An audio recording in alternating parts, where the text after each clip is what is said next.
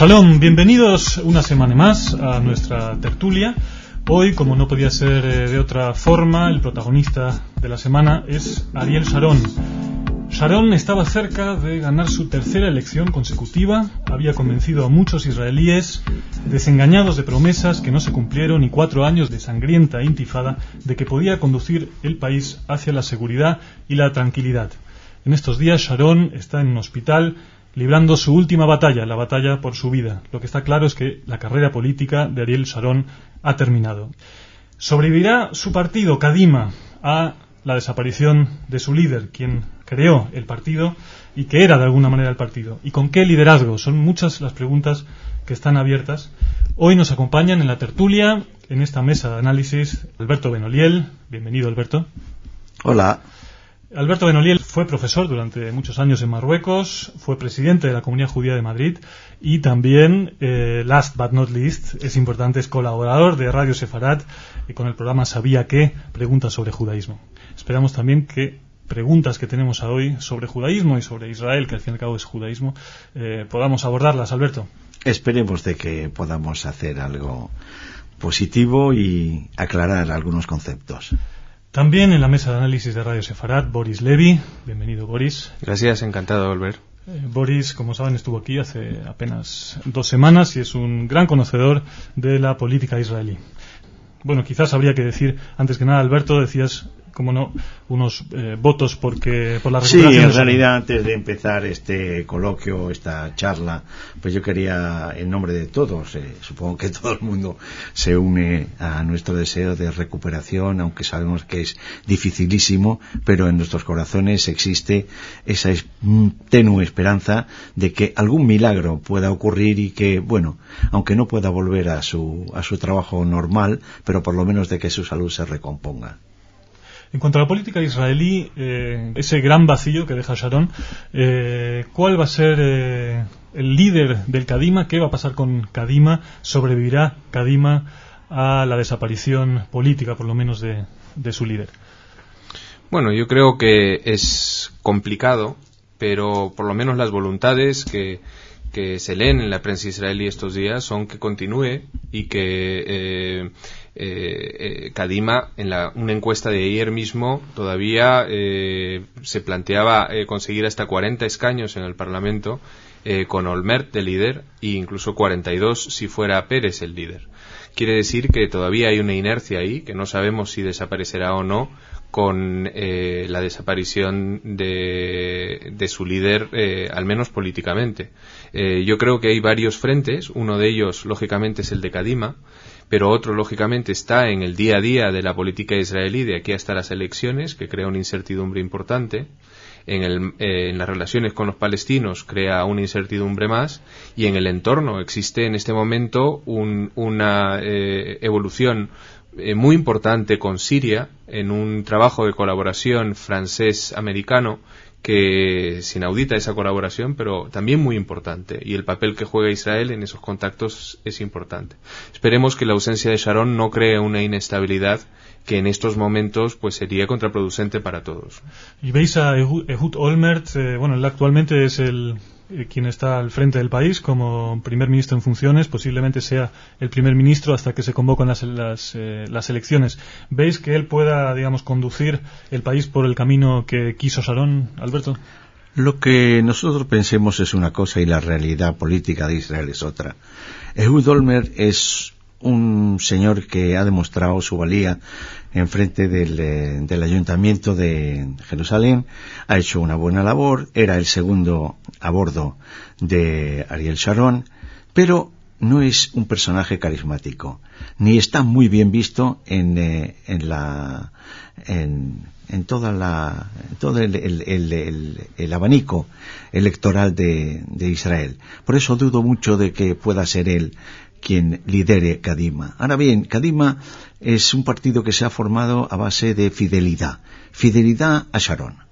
En ese sentido es que quiero decir de que esa fidelidad que le juraron o le ofrecieron a Sharon, cuando él desaparezca, en los momentos siguientes, quizá un mes, quizá no llegue a las elecciones, esa fidelidad durará.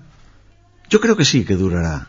Y yo creo que Kadima era Sharon, ¿no? Y yo creo que sí, lo que acaba de decir de que estas elecciones le están dando, en estos momentos le están dando un 47% y 40 o 42 escaños a Kadima, yo creo que sí que será una realidad. En estos momentos, ahora, de aquí a las elecciones, ya se sabe lo que ocurre, ¿no? Siempre hay unas peleas, siempre hay unas disensiones interiores, ya siempre hay el que quiere subir y que quiere obtener un puesto, pero bueno, en fin, eso es el politiqueo de todos los días. También esa encuesta se realizó apenas conocida la noticia del ingreso de Sharon en el hospital y ese segundo derrame cerebral. Es decir, que casi cuando se hacen encuestas a una población que está en ese estado todavía de sorpresa o de shock, ¿qué validez tiene eso, ¿no? Entonces, eso por un lado. Por otro, en Kadima conviven políticos de una naturaleza totalmente distinta, ¿no? Un Haim Ramón, por ejemplo, con Tzipi Livni. Es decir, ¿eso va a funcionar?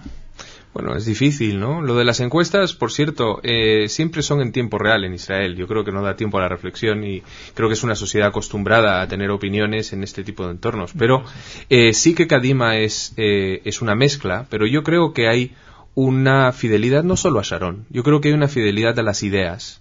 Hay una fidelidad al rumbo que él ha trazado. Y yo creo que eso sí permanecerá.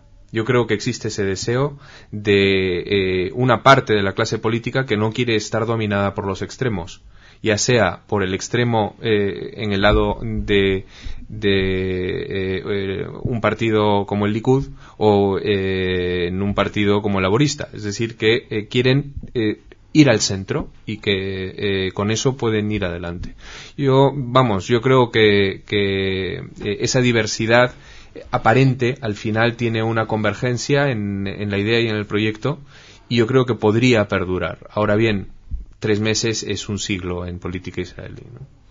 Sí, yo diría todavía algo más, ¿no? Y esto lo resumió muy bien Shetrit el otro día cuando estaba hablando, diciendo que Kadima, que no era un hombre, era una vía. Y en esto vengo yo vengo a corroborar lo que tú dices, de que en realidad es una pauta para conseguir la paz.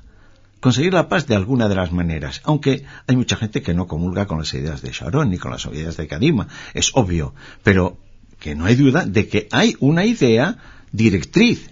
Se sabe a dónde se quiere ir y la gente lo que quiere es eso, saber dónde va.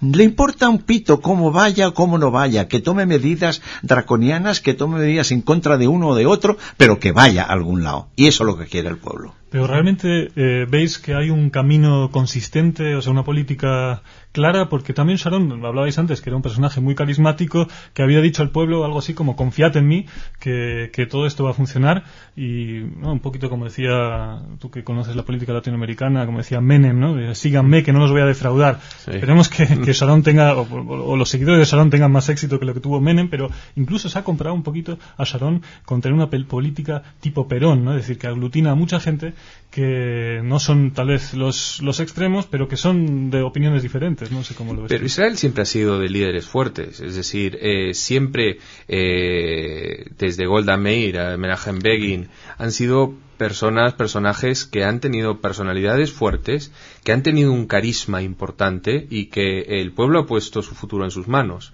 Yo creo que eso es algo importante en la política israelí. Cuando preguntabas por Ehud Olmert, parece ser que él no tiene esos ingredientes en su personalidad. No solo Olmert, ¿no? Tampoco lo hay en el laborismo, tampoco lo tiene Bibi Netanyahu, que fue ya primer ministro.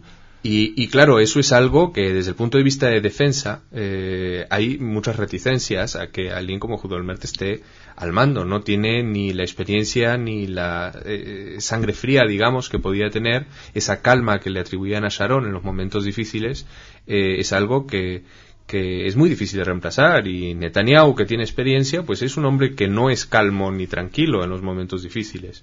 Se verá. Yo creo que quizás hay una oportunidad, el dicho de no hay mal que por bien no venga, de que surja un líder más joven en la política israelí. Y más carismático. Y más carismático, pero que... Me preguntaba alguien esta mañana, ¿quién comienza una empresa o un proyecto de estas magnitudes a casi los 80 años, como ha hecho Sharon? es casi algo que... Creer en los milagros. Que no encaja, ¿no? Dices, bueno, ¿cómo empresa ha comenzado un proyecto así, prácticamente en las puertas de los 80 años? Quizás es momento de que una generación algo más joven pueda entrar en la política. ¿Quién? No sabemos, ¿no? Y por eso es que Pérez, el Pérez con TZ, ¿no?, el del laborismo, está ganando enteros en estos momentos, por varias razones. Primero, porque es más joven. Segundo, porque le está lanzando el anzuelo de la paz, que él quiere hacer la paz con los árabes. Lo dudo muchísimo, pero hay otro elemento que va a su favor, es que la sociedad israelí está fracturada.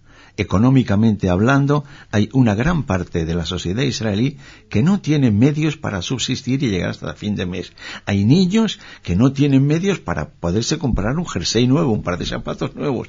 Y eso va mucho en favor de Pérez. Y su partido está haciendo todo lo que puede en ese sentido para atraer a estas masas que seguramente le votarán. Y por eso es que en las encuestas de hoy, por lo menos de hoy, le daban al socialismo como segundo partido ganador, después de Kadima y antes del Likud. ¿Cómo habéis visto que la prensa española, los medios, las tertulias radiofónicas, la televisión, cómo ha cubierto, por ahora, esto lo grabamos el viernes por la tarde, seguramente todavía veremos mucho el fin de semana y en la semana que viene, cómo ha cubierto la noticia? ¿Cuál ha sido vuestra experiencia como televidentes y radioyentes en España estos días? De momento, poco contacto es el que he tenido, y el que he visto ha sido bastante balanceado, yo creo bastante cauto, ¿no? Hablando de la gravedad de la situación y de alguna manera haciéndose eco de las opiniones políticas que hay en el resto del mundo. La mayoría de las declaraciones de presidentes de distintos países haciendo votos por la salud de Sharon, y los 3 o 4 extravagantes que han dado opiniones de celebración ante la situación de Sharon. El primero de ellos, el presidente iraní, ¿no? Pero no pierde oportunidad para soltar sus perlas, ¿no? Es impresionante, lo de Ahmadinejad es increíble. En realidad en la prensa española yo he echado de menos un poquito más de ecuanimidad. Sí es verdad que han dado todos los boletines de salud de Sharon, pero en cuanto al análisis de la situación, el análisis político, yo he echado de menos que fueran un poquito más ecuánimes, un poquito que lo pensaran un poquito más antes de emitir unos juicios un poco que no quiero calificar. Sí, en la prensa, bueno, esa mezcla que se suele dar muchas veces, no solamente con los temas de Israel, sino en general sobre temas que quedan lejos a España. Hay una mezcla como de desconocimiento y a veces mala fe que se junta y es explosiva. Yo he escuchado en una tertulia esta mañana una cosa lamentable. Comencé a escuchar y me pareció bien porque escuché que los europeos, decía un tertuliano en Radio Nacional, los europeos tenían un sentimiento de culpa hacia todo lo que sucedía en Oriente Medio, y pensé, claro, se refiere a la Shoah, pero el sentimiento de culpa era por lo que habían creado después de la Segunda Guerra Mundial. Decía, habían creado un estado artificial y estas eran las consecuencias del conflicto que veíamos. Entonces, la verdad, espero que no sea la tónica, no he hecho, digamos, un seguimiento exhaustivo, pero esperemos que haya otro tipo de noticias. Hay que preguntarle al tertuliano si se arrepiente también del 1.000.000 de muertos en Argelia o cosas del estilo, ¿no? Porque pueden ser mínimas para él, pero... Y la responsabilidad de los muertos en Irak, ver, sí. En todo caso, eso siempre ocurre aquí. Yo creo que a veces también nosotros tendemos a exagerar la falta de ecuanimidad, pero sí que es un caso que van a salir estas cosas. Se le seguirá acusando a Sharon de lo que se le acusó tradicionalmente, y será difícil de evitar, ¿no? Y luego, pues, si la situación de sus hijos con la justicia se agrava, pues eso también será alimento para quienes quieren criticar a la saga Sharon, ¿no? Quizás, si tenemos que hacer un balance sobre la figura de Ariel Sharon, ya para terminar, lógicamente como político tiene sus luces y sus sombras. ¿Cuál es la valoración que hacéis así, no solamente tomando estos últimos años y su vuelco hacia un compromiso, sino si tomamos un poco todo lo que es la carrera política y militar de Ariel Sharon? La verdad es que yo nunca fui partidario de las teorías de Sharon durante muchísimo tiempo. He cambiado en estos últimos años Y lo digo con satisfacción, porque he visto de que fue el único político que dio al pueblo la sensación de que quería llegar a algo positivo, tomando las medidas más impopulares. Y la prueba es de que hoy, después de la retirada de Gaza, donde se retiraron a tantos y tantos moradores que estaban allí en sus casas, en sus kibbutzim y moshavim, pues hoy en día su cuota de popularidad ha crecido, no ha disminuido, ha crecido. Y para mí por eso es muy positivo. La trayectoria de Sharon ha sido muy positiva para Israel, para los palestinos y para el mundo. Boris. Para mí Sharon siempre ha sido una persona muy práctica, muy realista, a veces llegando al límite de poder parecer oportunista en determinadas situaciones, pero lo ha demostrado siempre, lo demostró como militar, lo demostró como ministro cuando lo fue inicialmente, y como primer ministro también, una persona práctica que va a los resultados y que con una determinación realmente muy notable, y es algo que se necesita en ese tipo de situaciones, una determinación para no cambiar de rumbo al primer problema que se encuentra, y por eso yo creo que Sharon se lleva una nota muy alta. Luego sí creo que él ha podido hacer un mejor trabajo de comunicación hacia afuera de la realidad israelí. No ha sido fácil esa imagen que él proyectaba hacia afuera, difícil de entender, pero quizás eso es algo que ha hecho más difícil presentar la imagen de Israel en el resto del mundo, por el carácter que tiene y que aparenta un autoritarismo que no lo tiene.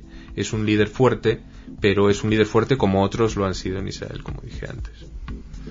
La figura de Ariel Sharon sobre este político, este militar israelí, seguiremos hablando y se seguirá hablando en los próximos días y posiblemente durante mucho tiempo. Boris Levy, Alberto Benoliel, gracias por estar hoy con nosotros. Gracias a ti. Gracias. Hasta pronto.